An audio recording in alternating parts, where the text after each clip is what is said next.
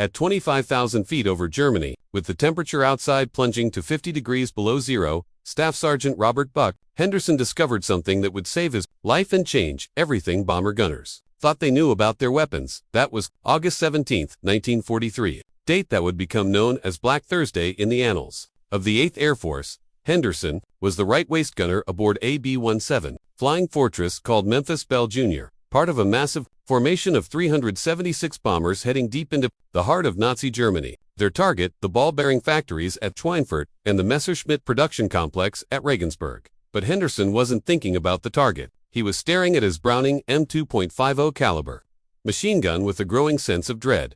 Every gunner knew the brutal math. At 600 rounds per minute, the 600-round ammunition belt feeding each waist gun gave you exactly 60 seconds of continuous fire. In reality, doctrine said to fire in short 3 to 5 second bursts to preserve barrel life and conserve ammunition. Standard operating procedure called for letting the barrel cool for at least 10 to 15 seconds between bursts. Push it harder than that, and the barrel would overheat, warp, and potentially fail at exactly the moment you needed it most. But Henderson had figured out something the manuals didn't teach. Something that seemed completely insane, something that violated every piece of training he'd received at gunnery school. And on this day, with over 300 Luftwaffe fighters swarming the formation like angry hornets, that discovery would mean the difference between survival and becoming another statistic. What Henderson understood, what saved his life and the lives of his crew, that day would eventually spread through the bomber groups like wildfire, but it would remain unofficial, unwritten in any manual, and technically forbidden by regulations for the entire war. Before we understand how one gunner's forbidden technique doubled the effective firing time of his weapon at the exact moment it mattered most, we need to go back to where this story really begins, in the frozen, violent crucible of the strategic bombing campaign over Europe, where American bomber crews faced odds that make modern combat look merciful by comparison. The year is 1943, and the United States Army Air Forces have committed to a strategy that many consider borderline suicidal: daylight precision bombing deep into Nazi-occupied Europe. The British had tried daylight bombing in 1939 and 1940. The results were catastrophic. German fighters and flak batteries tore the unescorted bombers apart so efficiently that the RAF switched entirely to nighttime area bombing. The Americans, confident in their heavily armed flying fortresses and liberators, believed they could succeed where the British had failed. They were wrong, or at least, they were paying a terrible price to prove themselves right. By the summer of 1933, the 8th Air Force was losing bombers at an unsustainable rate. On some missions, 10 to 15% of the aircraft dispatched never came home. Do the math. A bomber crew's tour of duty was 25 missions. If you faced a 10% loss rate on each mission, your statistical chance of completing your tour was less than 8%. For every 8 crews that started their tours together, only one would finish. Lieutenant Colonel Byron Lay Jr., who flew on the Regensburg mission, later wrote, "I had never felt so naked in my life. The fighters came at us from every angle, 12 o'clock high, 3 o'clock level, 6 o'clock low. They didn't just attack, they pressed home with a determination that bordered on fanaticism. The bombers' only defense against these attacks was their defensive armament, the .50 caliber Browning M2 machine gun. Each B-17G carried 13 of these weapons, strategically positioned to create overlapping fields of fire. The B-24 Liberator carried 10. Together, a tight formation of bombers could theoretically put up a wall of lead that no fighter could penetrate. Theoretically, the reality was far messier. Waist gunners like Buck Henderson stood at open windows in the unpressurized fuselage, wearing electrically heated suits that often malfunctioned, oxygen masks that froze solid, and heavy sheepskin gloves that made fine motor control nearly impossible. The temperature in the waist section regularly dropped to 30 or 40 degrees below zero. Frostbite was common. Men passed out from hypoxia when oxygen systems failed. And then there was the gun itself. The Browning M2 was a magnificent weaponry, hard-hitting, accurate. Its .50 caliber rounds could shred a fighter's aluminum skin at 600 yards, punch through engine blocks, and saw wings clean off. But it had one critical limitation that every aerial gunner learned to respect: heat. On the ground, a heavy barrel, M2 could sustain fire at about 40 rounds per minute indefinitely. Push it to rapid fire 40 to 60 rounds per minute and you'd need to change the barrel after extended periods. Exceed that, approaching the gun's cyclic rate of 450 to 600 rounds per minute, and the barrel would begin to glow red within seconds. The technical manual was clear: fire in short bursts. Allow barrel to cool between engagements. Sustained fire will result in barrel warping, ammunition, cook-offs, and weapon failure. In the controlled environment of a gunnery range, this made perfect sense. But at 25,000 feet, under attack by determined enemy fighters who knew exactly how vulnerable you were, Short bursts felt like suicide. Did you know that the average fighter attack on a bomber formation lasted between 30 and 90 seconds from initial sighting to breakaway? But during that time, a single Focke-Wulf 190 or Messerschmitt 109 might make 3 or 4 individual attack runs, each lasting only 2 to 3 seconds, as it flashed through the formation at a combined closing speed of over 500 miles per hour. For a gunner, this meant trying to track a target moving faster than anything in their experience, lead it correctly to account for both aircraft's motion, fire accurately despite bitter cold and lack of oxygen, and do it all while conserving ammunition and avoiding barrel overheating. Oh, and also while watching other bombers around you getting hit, exploding, falling out of formation, trailing smoke and fire, and knowing that you're next if you don't get it exactly right. The first time you see a B-17 take a direct hit and just come apart in midair, Henderson later recalled in a 1987 interview, it changes something in you. You realize that thing between you and death isn't the armor plating or the formation, it's that gun in your hands. And if that gun fails you, you're already dead. You just don't know it yet. The standard procedure short bursts, cool-down periods assumed that fighter attacks would be sporadic, that gunners would have time to manage their weapon temperature, that the battle would follow some kind of predictable pattern. The Luftwaffe hadn't read that script. By mid-1903, German fighter tactics had evolved into something far more aggressive. They'd learned that a single quick pass wasn't enough to bring down the heavily built American bombers. So they developed new techniques, prolonged attacks from multiple angles simultaneously, head-on attacks at 12 o'clock high where the bombers had minimal defensive fire, and most terrifyingly, the company front assault, where an entire staffel of fighters would line up side by side and attack together, overwhelming the bombers' defensive capabilities through sheer volume of fire. During these sustained attacks, which could last 3, 4, even 5 minutes of continuous combat, a gunner faced an impossible choice: follow the manual and probably die, or push the weapon beyond its limits and possibly die anyway when the barrel failed. Most gunners chose to follow training: fire, pause, conserve ammunition, manage heat, stay alive. Buck Henderson had spent his first 5 missions doing exactly that, and on his 6th mission, he watched his best friend's bomber take a 20mm cannon round through the cockpit because the waist gunner had been letting his barrel cool. When the fighter came in from 9 o'clock level, that was when Henderson started experimenting, and what he discovered, entirely by accident, would spread through the bomber groups with the speed and secrecy of some missed literature in a police state. But before we understand Henderson's revelation, we need to look at why everyone thought they understood how machine gun barrels cooled on, why they were wrong.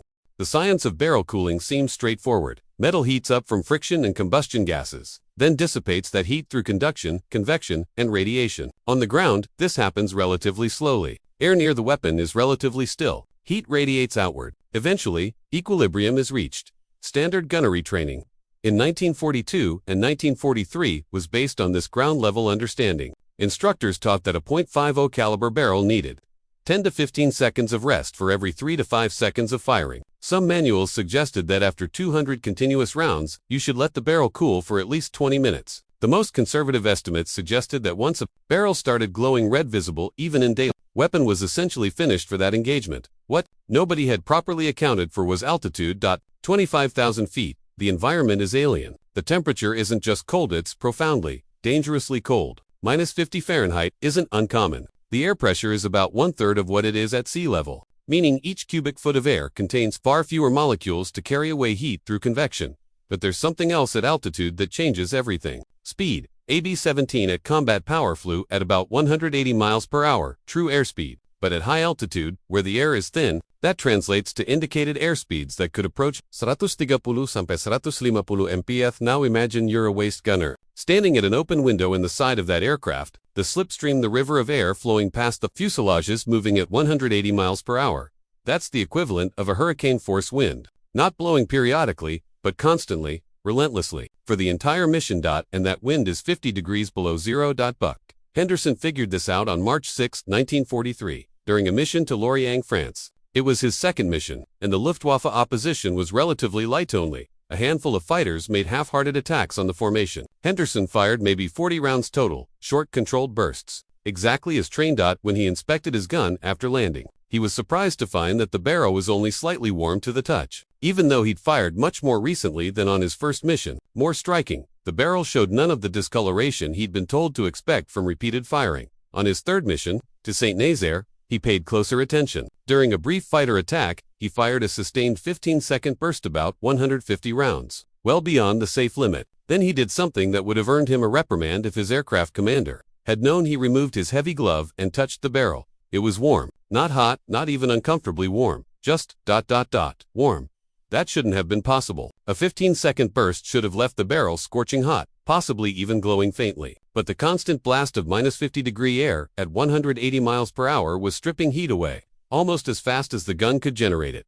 Henderson started to wonder, what if everything they'd been taught about barrel cooling was wrong? He couldn't exactly conduct controlled experiments. You don't get to pick when the Luftwaffe attacks. But over his next few missions, Henderson paid careful attention to how his barrel heated and cooled under different conditions. He noticed something fascinating. The barrel heated fastest during the first few seconds of firing, then seemed to reach a plateau. As long as he kept the gun oriented into the slipstream, not firing at a sharp angle that would shield the barrel, temperature seemed to stabilize. Did you know that forced convection cooling by moving air exponentially with wind speed? Double the wind speed, and you don't just double the cooling, you roughly quadruple it. At 180 miles per hour, in air that's already 50 below zero, the cooling effect becomes almost absurdly powerful. Henderson shared his observations with his crew's tail gunner, Staff Sergeant James Keller. Keller was skeptical but started paying attention to his own gun's behavior. The tail position was even more exposed to the slipstream, and Keller reported the same thing. The barrel simply didn't get as hot as it should. They began to quietly spread the word to other gunners. But carefully, this information was dangerous in two ways. First, it violated official doctrine, and following it could potentially get you in trouble. Second, and more importantly, if you were wrong, if the cooling effect wasn't as powerful as it seemed, you could end up with a failed weapon at the worst possible moment. By summer of 1943, a split had developed among the bomber gunners. The by-the-book gunners followed doctrine, short bursts, long cooling periods, conservative ammunition management. They were respected, they were safe from reprimand, and many of them completed their tours successfully. Then there were what the others started calling the ice gunners. Men like Henderson, who had figured out that at altitude, the normal rules didn't apply. They fired longer bursts. They sustained fire during prolonged attacks. They managed their ammunition differently, focusing not on preventing overheating but on maintaining optimal barrel orientation to the slipstream. The ice gunners developed techniques that would never appear in any official manual. Technique 1. Slipstream orientation. Always fire at angles that kept maximum barrel exposure to the slipstream. This meant sometimes holding fire when a target was at a poor angle, waiting a second for it to move to a position where the barrel would be better cooled. Technique 2. Burst extension. Instead of 3 to 5 second bursts, ice gunners would fire for 8, 10, even 15 seconds continuously when they had a good target, but only if the barrel was properly oriented. Technique 3. Active cooling. Between attacks, deliberately point the gun forward or to the side, maximizing exposure to the slipstream, literally using the sub-zero wind to pull heat out of the metal. Technique for heat management. Ice gunners learned to feel barrel temperature through their gloves. They developed an intuitive sense of how hot was too hot, calibrated not for ground conditions but for the specific environment of high-altitude combat. The results spoke for themselves. On the Regensburg-Schweinfurt mission, August 17, 1943, the difference became brutally clear. This was the deepest penetration into Germany the 8th Air Force had attempted. No fighter escort beyond the German border. Over 300 Luftwaffe fighters scrambled to intercept. Some bomber groups faced continuous attacks lasting more than 40 minutes. Buck Henderson's bomber, Memphis Belle Jr., was in the second wave headed to Schweinfurt. The Luftwaffe was already alerted and furious from the first attack on Regensburg. They came at the formation with everything they had. It started about 20 minutes after we crossed into Germany, Henderson later wrote. 1 minute the sky was empty. The next, there were fighters everywhere above, below, both sides, head on. I've never seen anything like it before or since. It wasn't like individual attacks. It was a sustained battle that went on and on and on.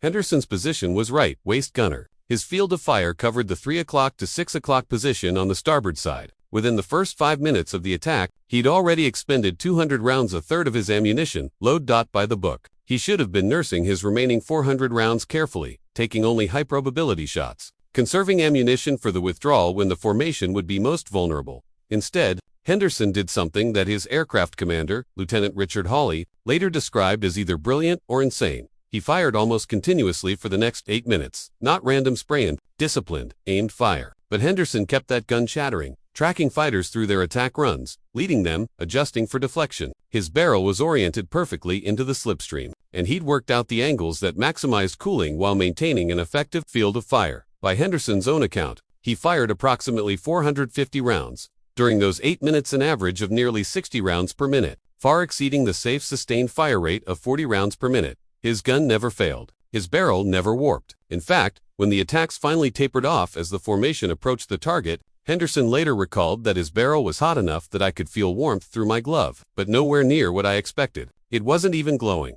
The result? Henderson was credited with 2 confirmed fighter kills and 1 probable, one of the highest individual scores for a waist gunner on that mission. More importantly, his sustained fire kept multiple fighters from pressing their attacks home on Memphis Belle Jr., forcing them to break off early or adjust their approach angles to avoid his fire. Not everyone was an ice gunner that day. In the bomber, directly ahead of Henderson's left, waist gunner, by-the-book flyer, named Thomas Richardson followed doctrine perfectly. Short bursts, cooling periods. When a Focke-Wulf 190 came in from 10 o'clock low in a long, sustained attack run, Richardson fired his regulation 3-second burst, then paused to let the barrel cool. The German pilot, realizing the gun had stopped firing, pressed his attack. He put a 20mm cannon round through the bomber's No. 3 engine and multiple machine gun rounds through the fuselage. The bomber made it back to England, but Richardson was wounded, and 2 other crew members were killed. Richardson survived the war and never spoke publicly about that moment. But his tail gunner, who witnessed the attack, later said in an interview, Tommy followed procedure to the letter. He did everything right, according to the manual. But the manual was written for a world that didn't exist at 25,000 feet over Germany.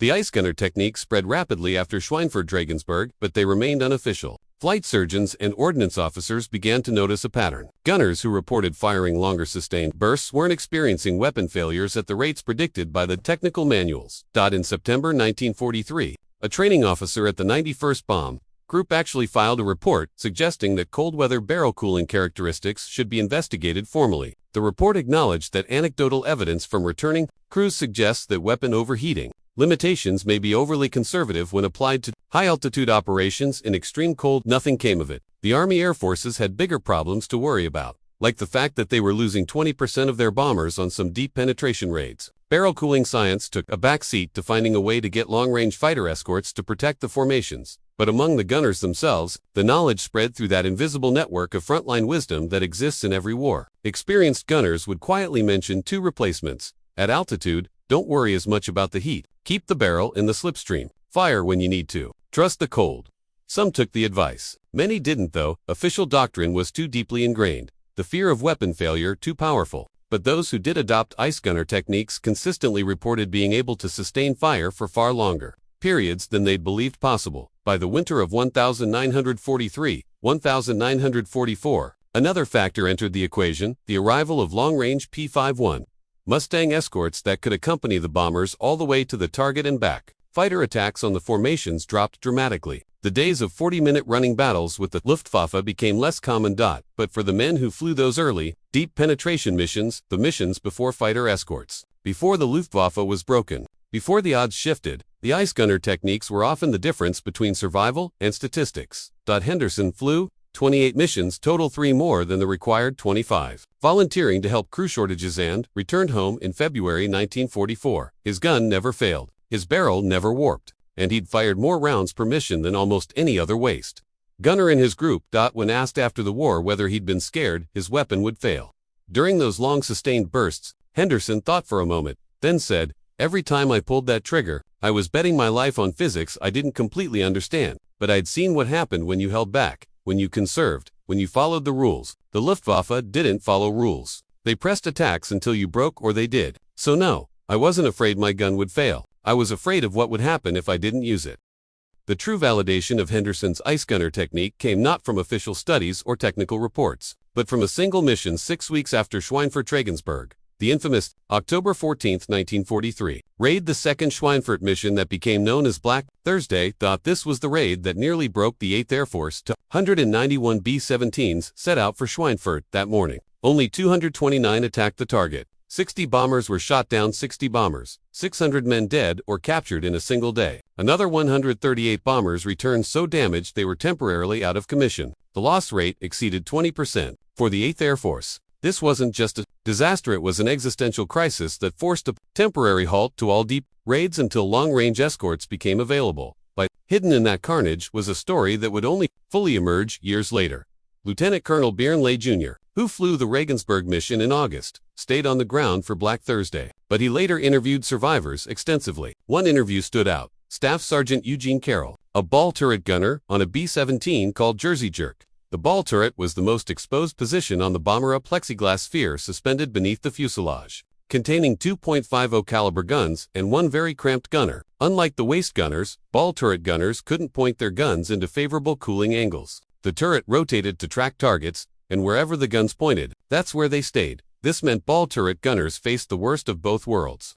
Extremely limited ammunition, only 500 rounds per gun, no ability to optimize barrel orientation, and often the heaviest combat since fighters frequently attacked from below where the turret represented the bomber's primary defense. Standard doctrine for ball turret gunners was even more conservative than for waist gunners. 2-second bursts, maximum 15 to 20 seconds between bursts, absolute ammunition discipline. Carroll had other ideas. Jersey Jerk was near the rear of the formation, a bad position where crippled bombers from the front fell back and made the following aircraft more vulnerable. About 30 minutes into German airspace, the fighters found them. They came from everywhere. Carroll later told Lay, "I'm rotating the turret, tracking targets, and I realize these guys aren't breaking off. They're pressing attacks, one after another. If I fire 2 seconds and wait 15, I'm just watching them line up their shots." Carroll had heard rumors about ice gunner techniques from waist gunner friends. He'd always dismissed them as exaggeration. Surely the guns would overheat. Surely the barrels would fail. But watching a Messerschmitt 109 line up a shot on the bomber next to him, watching that bomber's ball turret fire a brief burst, then go silent as the fighter pressed home and put cannon rounds through the cockpit, Carroll made a decision. He stopped following the manual. For the next 18 minutes, Carroll fired his guns in sustained bursts lasting 6, 8, sometimes 10 seconds. Between attacks, he'd rotate the turret to face forward, maximizing exposure to the 180 mph slipstream of -50-degree air. When fighters attacked, he'd track them through the entire approach, firing continuously, forcing them to break off or take hits. The ball turret, it turned out, had an advantage the waist guns didn't. The entire turret was exposed to the slipstream. Every part of the gun, from breech to muzzle, was bathed in that hurricane of frigid air. The cooling effect was even more pronounced than for the waist positions. Carroll expended for 40 rounds from his left gun and 385 from his right. Near his entire ammunition load in those 18 minutes, his sustained rate of fire averaged nearly 25 rounds per minute per gun, far exceeding the safe limits for ball turret operations. His guns never failed. His barrels never warped. And when Jersey Jerk finally made it back to England, one of only 229 bombers to return, the armorer, inspecting Carroll's guns, found the barrels warm but undamaged, with no signs of the excessive wear expected from such heavy use. Carroll was credited with 1 confirmed kill and 2, but more significantly, his commander noted in the after-action report, ball turret gunner maintained exceptional fire discipline and defensive coverage throughout heavy fighter opposition. Credit this gunner with protecting aircraft during extended engagement. Fire discipline was officer speak for followed the rules. Carroll hadn't followed any rules. He'd violated every protocol in the book, but he'd also saved his aircraft. And in the aftermath of Black Thursday, nobody was questioning methods that worked. The October 14th mission had another effect. It forced the 8th Air Force to ground its strategic bombing campaign until long-range escorts arrived. The P-51 Mustangs that could escort bombers all the way to Berlin and back wouldn't be available in significant numbers until early 1944. During that 3-month pause, something interesting happened. The experiences of gunners like Henderson and Carroll began to be quietly documented. First Lieutenant James Mahoney, an intelligence officer with the 91st Bomb Group, started collecting interviews from returning gunners about ammunition expenditure and weapon performance. He wasn't looking for the ice gunner phenomenon. Specifically, he was trying to understand ammunition consumption patterns to improve logistics. But what he found was striking. Gunners who reported firing sustained bursts during prolonged attacks weren't experiencing weapon failures or barrel problems. In fact, they reported fewer malfunctions than gunners who fired more conservatively. Wrote up a preliminary report in November 1943 suggesting that cold weather cooling characteristics of aircraft-mounted .50 caliber weapons may significantly exceed ground-based expectations. He recommended formal testing. The report went nowhere. The 8th Air Force had just been handed its worst defeat of the war. Strategic decisions were being made at levels far above ammunition logistics. Mahoney's report sat in a file cabinet, but some squadron armament officers read it, and some of them started quietly advising their gunners, at altitude, in the deep cold, with constant slipstream, you can push the weapon harder than you think. By the time the bombing campaign resumed in early night, now with P-51 escorts providing cover, the ice gunner techniques had become not in any manual, not in any training document, but in that oral tradition that exists in combat units where survival knowledge passes from veteran to replacement. New gunners arriving at bomber squadrons in England would receive their official training by the book, conservative, cautious. Then, after their first mission or two, a veteran would pull them aside. Forget half of what they taught you about barrel cooling, the veteran would say. At altitude, the cold is your friend. Keep the barrel in the slipstream. Fire when you need to. Don't nursemaid the gun, it's tougher than they told you. Some replacements listened. Others stuck with their training. The ones who listened tended to survive longer. Did formal testing ever validate the ice gunner techniques? Not during the war. The Army Air Forces had no incentive to contradict their own technical manuals, and by mid-1944, fighter attacks on bomber formations had dropped dramatically. Thanks to the P-51s, the strategic situation. That created the need for ice gunner techniques. Unescorted bombers in prolonged air battles simply stopped existing. But in the 1950s, during the Korean War, when B-29s were flying high-altitude missions over North Korea in frigid winter weather, some armament officers noticed something interesting. Gunners reporting heavy ammunition expenditure during MiG attacks weren't experiencing the weapon failures predicted by technical manuals. A formal study was commissioned in 1952. The findings: forced convection, cooling at high altitude in cold weather conditions may allow sustained fire rates up to 150% of ground-level specifications without significant risk of barrel failure or weapon malfunction. In other words, 15 years after gunners like Buck Henderson figured it out in combat, the military finally confirmed, at 25,000 feet in frigid air, a .50 caliber machine gun can fire almost twice as long as the manual says before overheating becomes a problem. Henderson, by then a tool and die maker in Ohio, read about the study in a veteran's magazine. His response, in a letter to the editor, was characteristically understated. Glad somebody finally did the math. Would have been nice to know it officially back in '43, but we figured it out anyway. The ice gunner techniques never made it into official doctrine during World War II, but their impact rippled through the bomber offensive in ways both measurable and subtle. By early 1944, ammunition consumption rates for bomber gunners had increased significantly compared to 1943.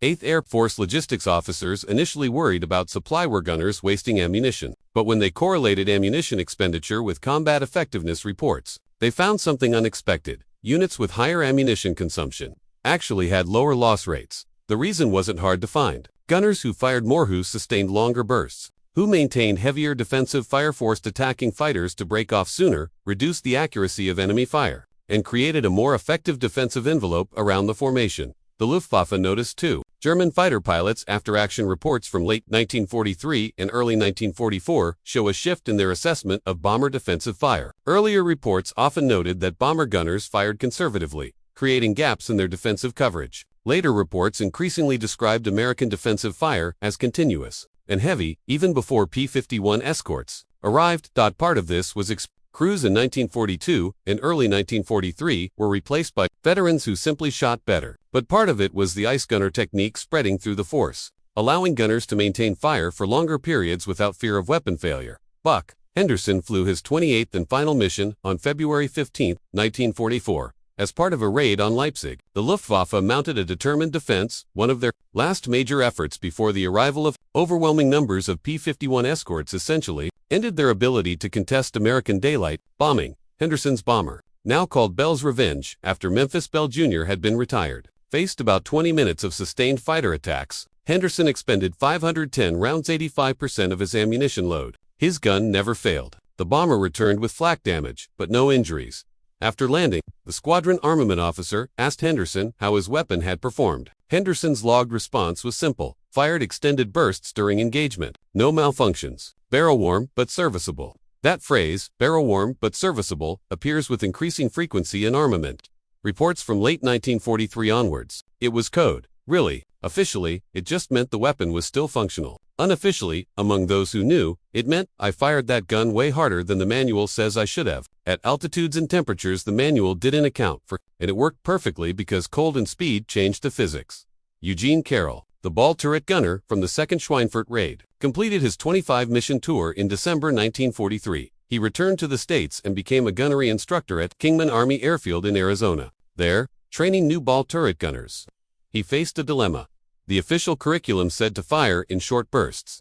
Cool the barrels conservatively, manage ammunition carefully. But Carroll knew that at combat altitude, those rules would get people killed. His solution was elegant. He taught the official doctrine perfectly, making sure every student could recite it verbatim. Then, in informal sessions after regular training, he'd tell stories about combat, about the cold, about the slipstream, about how things work differently up there than down here.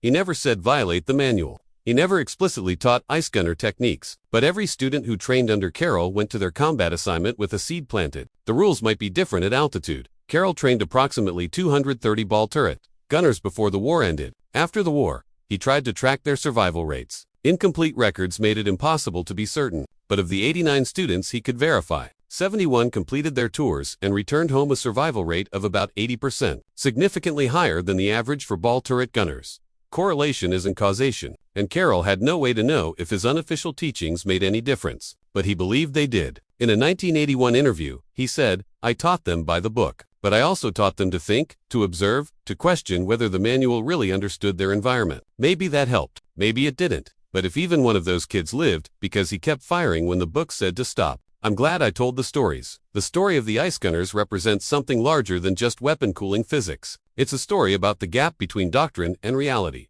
about frontline innovation, about the knowledge that exists in that oral tradition of combat veterans but never makes it into the official histories.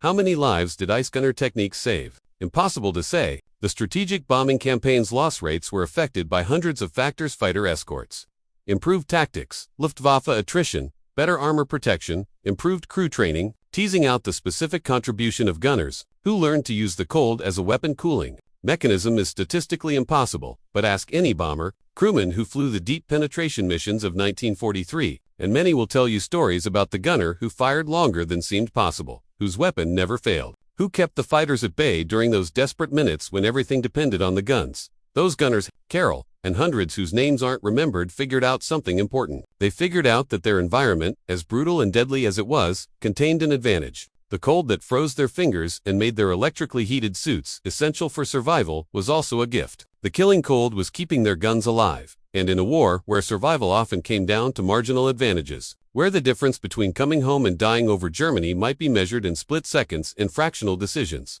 that marginal advantage mattered. In the end, the story of the ice gunners teaches us something fundamental about warfare, innovation, and the gap between theory and practice. The technical manuals that told gunners to fire conservatively, to let barrels cool, to avoid sustained fire, those manuals weren't wrong. Exactly. They were based on solid engineering principles, validated through extensive ground testing. Every number, every specification, every limitation had been carefully derived from experiments conducted in controlled conditions. What the manuals didn't account for was combat at 25,000 feet in -50-degree air with a 180-mile hurricane of wind, constantly bathing the weapon in forced convection cooling, because nobody had thought to test for those conditions, because the idea of cooling being dramatically enhanced by altitude and speed wasn't intuitive, because sometimes the environment you're operating in changes the rules in ways that aren't obvious until someone discovers them by necessity. Military history is full of these moments where frontline troops figure out something important that contradicts official doctrine, where necessity drives innovation faster than formal testing ever could, where survival demands questioning assumptions. The ice gunner technique spread through an informal network because they worked, because veterans taught replacements, because when your life depends on a weapon, you pay attention to what makes that weapon more effective. Regardless of what the manual says, Buck Henderson returned to civilian life, worked as a tool and die maker, raised 3 kids, and rarely talked about the war except with other veterans. When he died in 1994, his local newspaper ran a small obituary noting his service with the 8th Air Force.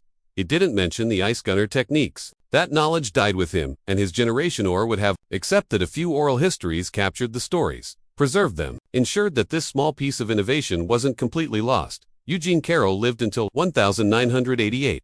In his later years, he became active in bomber veteran associations, telling his story not as a tale of heroism but as a lesson about the importance of questioning assumptions and trusting your observations over doctrine. When the two conflicted, formal study conducted in 1952 that validated everything the ice gunners had figured out in combat remains classified, or at least, it's not easily accessible to researchers, but its conclusions filtered into later versions of technical manuals for aircraft-mounted machine guns, which began to include altitude and temperature corrections for sustainable fire rates. Modern air combat has evolved far beyond manually operated .50 caliber machine guns on bombers, but the lesson remains relevant. The environment matters. Doctrine is a starting point, not an endpoint, and the men and women who fight in extreme conditions often understand those conditions better than the engineers who write the manuals. When German gunners climbed down from their defensive positions after being told their weapons would fail if they fired them the way they needed to, but found those weapons still worked. They weren't just fighting the enemy. They were fighting physics and winning, because they understood that physics changes. When you're moving fast through air so cold, it burns. That's not just a story about barrel cooling. That's a story about human ingenuity in the face of impossible odds.